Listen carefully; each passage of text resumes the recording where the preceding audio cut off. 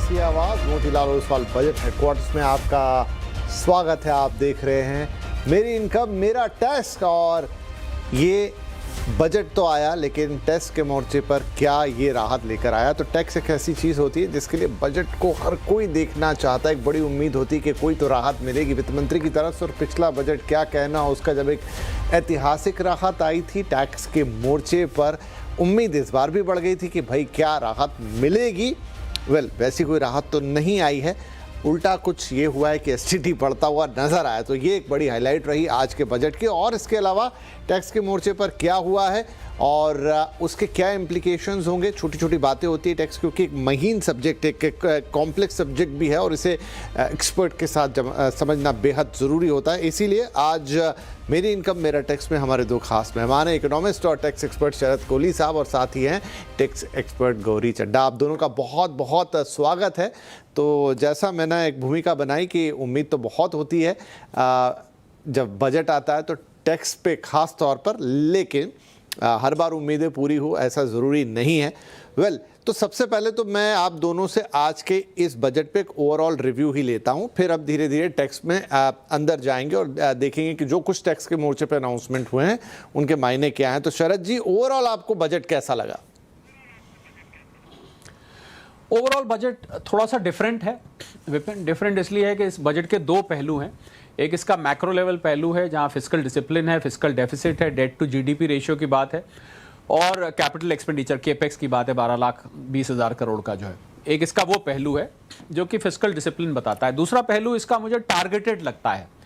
10,000 guides बनाना, 15,000 districts में hostels खोल देना गर्ल एजुकेशन के लिए, और रेयर अर्थ मिनरल का कॉरिडोर बनाना, 7 नई ट्रेन कॉरिडोर्स बनाना।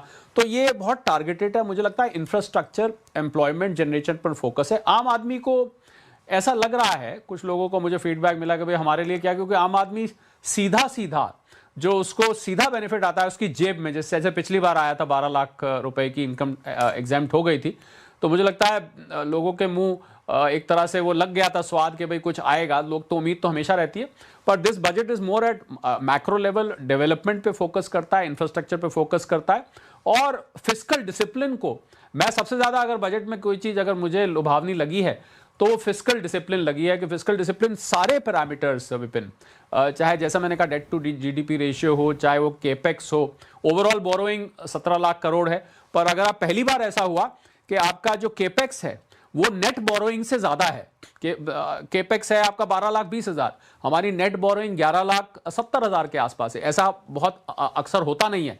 अच्छा तो ये होता है कि टोटल बोरोइंग भी हमारी जो है वो इससे नीचे होती, मुझे लगता है वो भी दिन कभी आएगा। तो मेरे लिए 56% डेट टू जीडीपी रेशियो, देखिए अमेरिका जो अपने आप को दुनिया की सबसे बड़ी इकोनॉमी कहता है, 130% debt to GDP ratio, $39 trillion का उनके वो उधार है, $30 ट्रिलियन की वो इकोनॉमी है। तो मुझे लग रहा है फिस्कल डिसिप्लिन ने मुझे इस बजट में सबसे ज्यादा अट्रैक्ट किया। बाकी जो जो स्कीम्स हैं वो सारी जो जो उसके लाभार्थी हैं, मुझे लगता है उन सबको धीरे धीरे उसका बेनिफिट पहुंचेगा। सीधा कैश बेनिफिट आपकी जेब में भले ही ना आ रहा हो, but overall I think no two budgets are alike, each budget is unique. हर बजट अपने आप में एक अलग किस्म का होता है, तो this is a different budget. थोड़ा हटके था, बाकी शरद सर ने एक्सप्लेन किया। गौरी मैम, आपका क्या इंप्रेशन रहा बजट को लेकर? पॉइंट ऑफ व्यू से इस बजट को देखूं तो क्योंकि पिछले साल इतने बड़े बड़े चेंजेस किए गए थे और डायरेक्टली टैक्स पेयर्स को काफ़ी बेनिफिट हुआ था। स्लैब रेट्स में काफ़ी चेंजेस किए गए थे, कम किए थे स्लैब रेट्स। टैक्स रिबेट जो मिलती है 87A में, उसको बढ़ा के सीधा 12 लाख कर दिया था। ये बहुत बड़े चेंजेस थे जो डायरेक्टली टैक्स पेयर्स के जेब में पैसा डालने वाले चेंजेस थे, जो लास्ट ईयर ही किए गए थे। इस साल हमें उम्मीद ही नहीं थी कि ऐसा कोई बड़ा बदलाव किया जाएगा, क्योंकि हर साल सरकार इतने बड़े बड़े चेंजेस नहीं कर सकती है। इस साल अच्छी बात ये हुई है, और जिसकी उम्मीद भी थी, कि प्रोसीजरल चेंजेस बहुत सारे हुए हैं। टैक्स पेयर्स के लिए रिटर्न फाइलिंग आसान करना, टैक्स फाइल करने के बाद जो फॉर्म्स हैं उनको आसान करना, टैक्स फाइलिंग के बाद की प्रोसेस को आसान करना, वो बहुत अच्छे से सरकार ने इस बार डील किया है। इसमें 2-3 बहुत अच्छे चेंजेस जो मुझे पर्सनल लेवल पे लगे हैं। पहला, जो 31 जुलाई तक की डेट होती है रिटर्न फाइलिंग की, उसको बाइफिकेट कर दिया है 2 डेट्स पे। एक 31 जुलाई तक आप जो सिंपल रिटर्न्स होती हैं ITR 1 और 2, उनको उनके लिए डेट रखी है। जो थोड़ी सी कॉम्प्लिकेटेड रिटर्न है, मान लीजिए बिजनेस की रिटर्न है या आपकी इनकम ज़्यादा है तो आप किसी और रिटर्न में फॉल करते हैं, या आप किसी कंपनी में डायरेक्टर है तो आपके पास 31 अगस्त तक की डेट है। इस वजह से लोग आपस में जो एसएससीज हैं वो बढ़ जाएंगे, उनके पास ज़्यादा समय होगा अपनी रिटर्न फाइल करने का और डिपार्टमेंट के पास भी प्रोसेसिंग के लिए ज़्यादा टाइम हो जाएगा। इसी के साथ साथ रिवाइज रिटर्न के लिए जो डेट बढ़ाई है, जो 31 मार्च तक का अब ऑप्शन दोबारा वापस आया है, हालांकि नॉमिनल फी के साथ आया है, but it is a welcome step कि ये दोबारा ये ऑप्शन दिया गया। अगर आपसे कोई भूल चूक हो गई है तो आप उसको रेक्टिफाई कर सकते हैं एक नॉमिनल अमाउंट पे करके। ये कुछ चेंजेस हैं जो मुझे लगता है बहुत अच्छे चेंजेस हैं, और आने वाले समय में अगर ऐसे चेंजेस होके रिटर्न फाइलिंग आसान कर दी जाए तो ज़्यादा से ज़्यादा लोग टैक्स भी भरेंगे और रिटर्न भी फाइल करेंगे। जी, बढ़िया है। तो सही बात है, हर बजट से एक बड़ी उम्मीद हम नहीं लगा सकते, लेकिन क्या करें कि दिल मांगे मोर, हमेशा कुछ ना कुछ उम्मीदें तो रहती हैं। लेकिन पिछली बार के लिए कहा गया कि वहीं काफ़ी फ्रंट लोडिंग कर दी गई थी, तो इस बार शायद ना हो, और हुई भी नहीं। लेकिन जो हुआ अब उस पर आते हैं। तो शरद सर, जिसकी सबसे ज़्यादा चर्चा रही आज बजट के दौरान वो था एफएनओ पर जो एसटीटी बढ़ाया गया, और उसके बाद मार्केट में एक शार्प रिएक्शन भी हमने देखा। तो अब जो ये बढ़ोतरी है फ्यूचर्स पर करीब 150% की और ऑप्शंस पर करीब 50% की, एक्चुअल में ये कितनी बड़ी बढ़ोतरी है? मतलब अगर एक आम व्यक्ति समझे तो ज़्यादा समझ में नहीं आएगा उसको कि 0.02% से 0.05, which is in terms of percentage 150% हो जाता है। लेकिन जो बड़ी डील्स करते हैं या जो ज़्यादा बड़ा ट्रांजैक्शन करते हैं उनके लिए कितना बड़ा झटका है? मुझे लगता है पान मसाले के पैकेट पे विपिन लिखा होता है ना कि आपकी सेहत के लिए हानिकारक है, या सिगरेट के पैकेट पे लिखा होता है that this causes cancer whatever, पर उसको सिगरेट को बैन नहीं किया जाता है। सिगरेट आप फिर भी पीते हैं, पान मसाला आप फिर भी खरीदते हैं। सरकार बैन नहीं करती, आपको एक वार्निंग दे देती है। तो मुझे लग रहा है इसको एक स्टैट्यूटरी वार्निंग की तरह इस कदम को देखना चाहिए कि ये सिर्फ डिटर करने का एक तरीका है। सेबी का रिकॉर्ड आया था, आपको पता है, डेटा आया था कि 10 में से 9 लोग इसमें पैसा गंवाते हैं। और शायद सीएनबीसी आवाज के तो सभी दर्शक इस बात को जानते हैं कि कौन लोग पैसा कमाते हैं। जो छोटे इन्वेस्टर्स होते हैं, 10,000, 20,000, 30,000, 50,000 जो लोग लगाते हैं, और कौन लोग, वो 10% आखिर हैं कौन जो कमाते हैं? वो या तो बड़े इंस्टीट्यूशंस हैं, या वो लोग हैं जिनके पास एल्गो के बड़े टूल्स हैं, जिनके पास एडवांस्ड टूल्स हैं उसको लगाने के, वो लोग पैसा कमा जाते हैं। बाकी सब लोग इसमें पैसा दे के जाते हैं। तो मुझे लग रहा है कि इससे बहुत ज़्यादा ओवर रिएक्ट मार्केट ने थोड़ा सा किया। मैं क्षमा मांगते हुए ये कहूँगा कि मार्केट को इतना ज़्यादा रिएक्शन, ऐसा लग रहा था जैसे मार्केट में खाली F&O ही होता है। ऐसा लग रहा था कैश सेगमेंट है ही नहीं। आज मुझे देख के लग रहा था कि भाई F&O के लिए इतना बड़ा रिएक्शन किस लिए? तो सरकार डेटर करना चाहती है, और सेबी ने पहले ही वार्न किया हुआ है। F&O में आप कम से कम जाइए, खून पसीने की कमाई है, मेहनत की कमाई है, आप इन्वेस्टर बन के आइए, लंबे वक्त के लिए रखिए। 1 घंटे के लिए, आपको पता है ऑप्शंस में 1 घंटे में किसी ने 30,000 लगाया, 1 घंटे में वो 60,000 भी हो सकते हैं, और आधे घंटे में वो गायब भी हो सकते हैं, पैसे जीरो भी हो सकते हैं। तो इसलिए बहुत ही, और सेलिंग तो और ज़्यादा रिस्की है। तो मुझे लग रहा है कि ये डेटर करने का बहुत ज़्यादा इससे फ़र्क पड़ने वाला है नहीं। जैसे जैसे मार्केट को समझ में आएगा, और जो कैश के ट्रेडर्स हैं, इन्वेस्टर्स हैं, उनको लगेगा भाई और भी तो गम ज़माने में खाली ये थोड़ी ना है कि हमने F&O को देख के और अपना शेयर मार्केट से दूरी बना ली। जिस तरीके से मार्केट आज गिरी है, मुझे लग रहा है मार्केट को वो जो 17 लाख करोड़ की टोटल बोरोइंग थी, वो भी शायद मार्केट को थोड़ी सी ज़्यादा लगी कि भाई इतनी ज़्यादा बोरोइंग हो रही है। मार्केट ने नेट बोरोइंग 11,70,000 करोड़ की थी, पर वो जो ग्रॉस बोरोइंग थी उसने भी थोड़ा सा मार्केट को वो उदास किया, पर ओवरऑल F&O ने किया। मुझे लग रहा है it is a bit of an overreaction, market oversold है। और कल आपको अगर डोनाल्ड ट्रंप साहब के कुछ और टेंट्रम्स नहीं आए तो मार्केट आपको कल यहाँ से रिकवर होती दिखेगी। बहुत थोड़ा देखिए, 50%, 150% सुनने में बड़ी फिगर लगती है, पर ये ना भूलें हम STT ओवरऑल कितना बहुत थोड़ा सा एलिमेंट होता है। अच्छा, मैं ये पूछना चाहूंगा, जो छोटे निवेशक हैं, क्या वो बहुत सारे ऐसे लोग हैं जो STT को देखते तक नहीं है कितना है? उनको पता है भाई चार्जेस लगने हैं, कुछ ब्रोकरेज लगनी है, वो लगनी है। आज बढ़ा तो अब आप उस पर नजर डालने लगेंगे, वरना होती नहीं। और जो F&O लोग कमाते हैं ना विपिन, वो कमाते हैं तो बड़ा कमाते हैं, छोटा नहीं कमाते हैं। उनकी सेहत पे वैसे ही नहीं कोई फर्क पड़ने वाला। अब सवाल ये है कि जो लोग लॉस करते हैं, मुझसे अभी कोई पूछ रहा था कि लॉस करते हैं, उनका लॉस और बढ़ गया। एक ना गांव में कहावत होती है कि जहां सत्यानाश मसवा सत्यानाश। अरे भाई, जहां इतना गवाया वहां पर 200 रुपए, 50 रुपए जो आए वो और सही। तो मुझे लग रहा है it is an attempt to deter and I don't see why market is overreacting because of this. Right, तो क्योंकि आज के बजट की सबसे बड़ी प्रमुख घटना थी और बीइंग ए बिजनेस चैनल, जैसा मैंने कहा, मार्केट में एक शार्प रिएक्शन भी उसकी आई। तो गौरी मैम, आपकी भी राय इस पर बनती है? ओवरऑल एक एक्सप्लेनेशन तो इसका दिया यहाँ पर शरद सर ने, और गवर्नमेंट ने भी यही कहा अपने एक्सप्लेनेशन में कि हम मतलब इसको थोड़ा डिस्करेज करना चाहते हैं, इसीलिए हम इसे लेकर आए। मुझे तो इस बार लग रहा था कि संडे बजट अनाउंस हो रहा है और मार्केट खुली है, इसका मतलब शायद कोई खुशखबरी आने वाली है मार्केट के लिए, लेकिन ये उल्टा हो गया कि ऐसी खबर आई जिसकी वजह से मार्केट इतना ज़्यादा डाउनफॉल मार्केट में देखने को मिला। एसटीटी का, जैसे मिस्टर कोहली ने कहा, मेरा भी एग्जैक्टली सेम व्यू है कि ऐसा आज लग रहा था मार्केट में कि सब एफएनओ ही करते हैं, बाकी कोई इन्वेस्टर ही नहीं है। ऐसा बिल्कुल भी नहीं है। एफएनओ का के जो लोग हैं जो इन्वेस्ट करते हैं वो बहुत कम है और ओवर द इयर्स वो कम ही होते जा रहे हैं, क्योंकि सरकार धीरे धीरे एफएनओ को बता रही है कि ये कितना रिस्की है। डेटा रिलीज करती है कि 10 में से 9 लोग लॉस इनकर करते हैं, तो लोग धीरे धीरे एफएनओ से भाग रहे हैं, दूर भाग रहे हैं। अब एसटीटी के बाद, जैसा मिस्टर कोहली ने कहा, जिनको करना है उनको करना ही है। मुझे भी नहीं लगता कि कोई भी फर्क पड़ने वाला है। आप एसटीटी थोड़ा सा बढ़ा भी लेंगे, वो उस रेट को देखते भी नहीं है। तो कितना इम्पैक्ट होगा ये आने वाले समय पे पता लगेगा, लेकिन आज स्टॉक मार्केट के इम्पैक्ट से तो ऐसा ही लग रहा था कि सब एफएनओ से ही करना चाहते हैं ट्रेडिंग और उसी से पैसा कमाना चाहते हैं। राइट, लेकिन चलिए, जो हुआ और एक्सप्लेनेशन आ ही गया है कि ये थोड़ी सी दूरी बनाने के लिए था, क्योंकि सरकार समझती है कि इसमें ज़्यादा लोगों का नुकसान होता है। और जैसे शरद जी ने भी कहा, आपने भी कहा कि छोटे इन्वेस्टर खास तौर पे उनके हाथ जलते हैं तो वो बड़ी तकलीफ होती है, और उसी को शायद हतोत्साहित करने के लिए, थोड़ा और दूरी बढ़ाने के लिए उन्होंने ये कहा कि चलिए इस पर थोड़ा सा टैक्स हम और बढ़ा देते हैं ताकि लोग इससे थोड़ा दूरी ही बना के रखें। लेकिन ऐसा नहीं है कि सब कुछ खराब ही खराब हुआ। वो तो मार्केट में एक शार्प रिएक्शन आया तो हमने इसकी इतनी बात की। जो कुछ अच्छा हुआ है उसमें टैक्स के मोर्चे पर एक है शरद सर की विदेश यात्रा और पढ़ाई अब सस्ती होगी। क्यों होगी? क्योंकि यहाँ टीसीएस जो है वो 5% से घटाकर 2% कर दिया गया है। इसके क्या मायने हुए? कैसे इससे सब कुछ सस्ता होगा?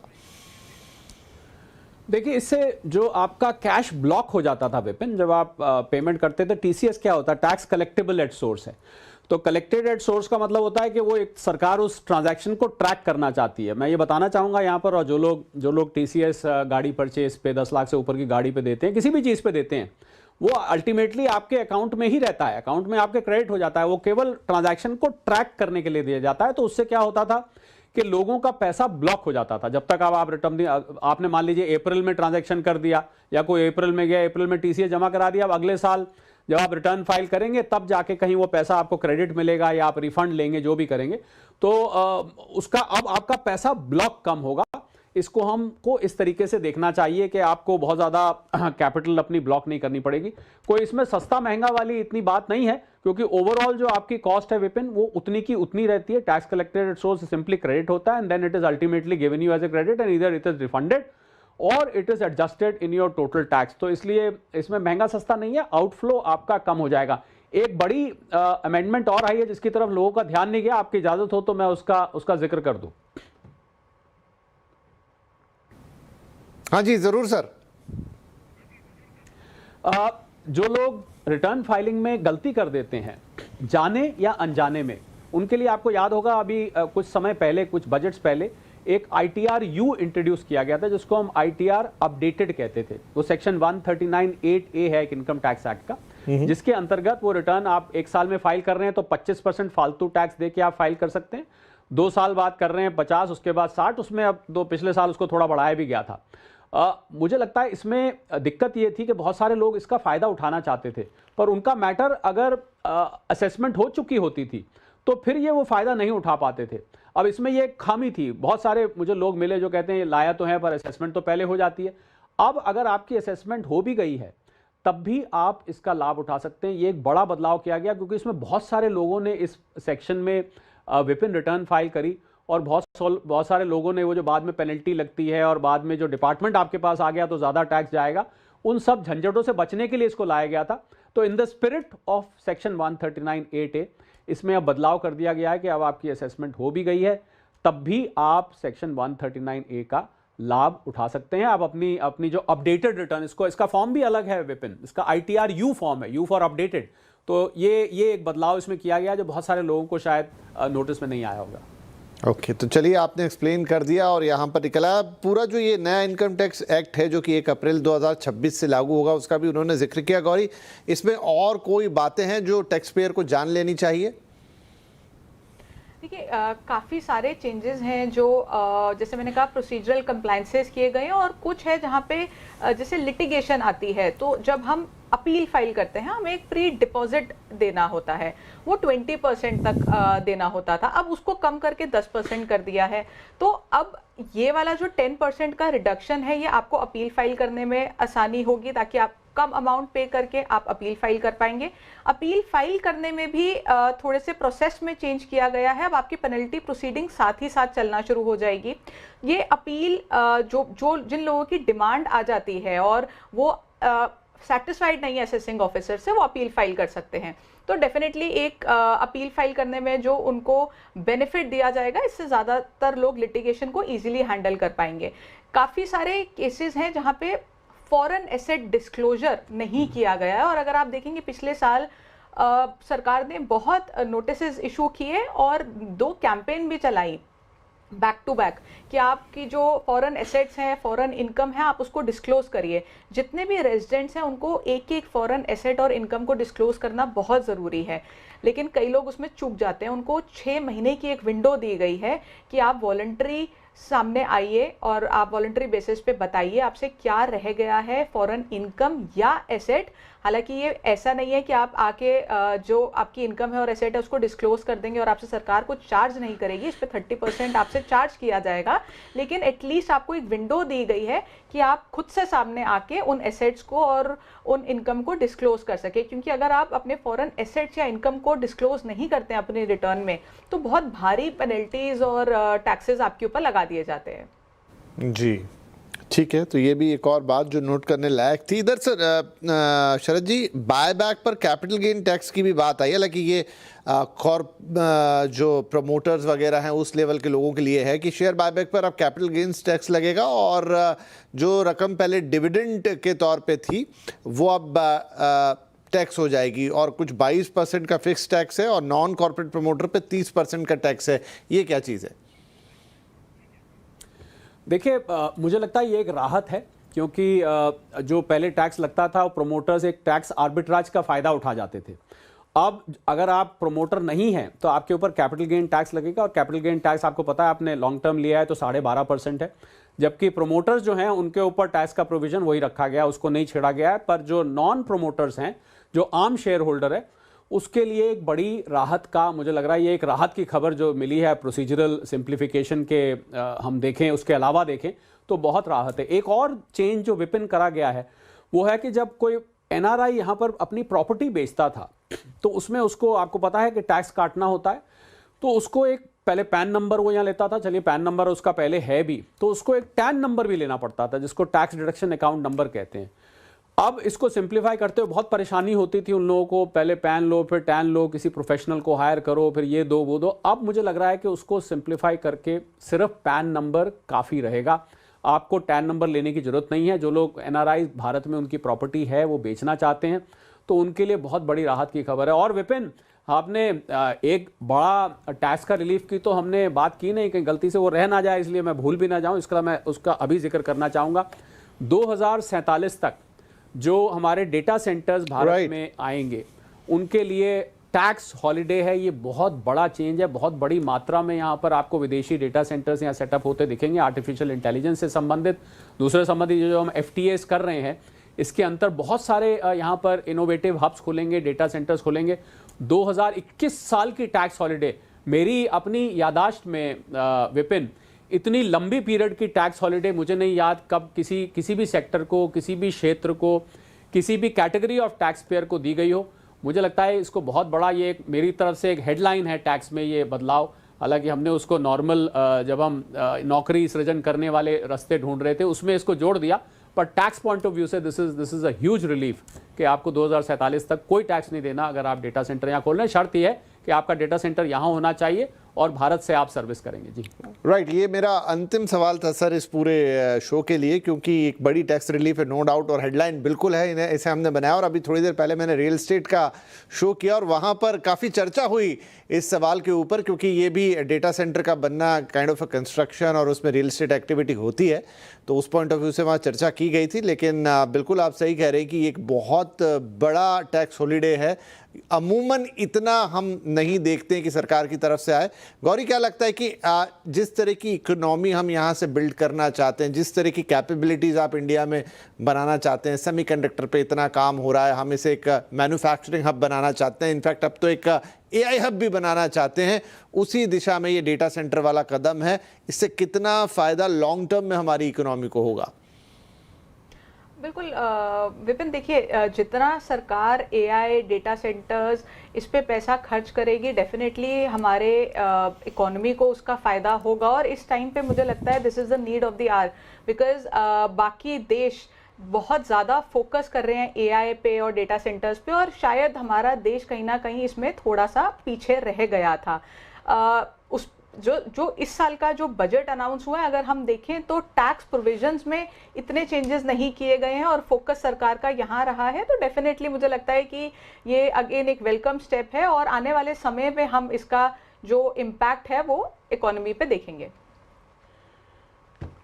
कई बार ऐसा होता है कि वित्त मंत्री बहुत सारी चीज़ें बजट में एक्सप्लेन भी नहीं करती हैं, या एक सिंगल लाइन टच में उसको निकाल देती हैं, बाद में वो हमें पता चलती है, या जब डिटेल में जाते हैं तो कुछ टैक्स से जुड़ी ऐसी चीज़ें जिन पर ध्यान ना गया हो बजट भाषण के दौरान, या मैम ने एक दो लाइन में बताई और उसकी इतनी चर्चा ना हुई हो।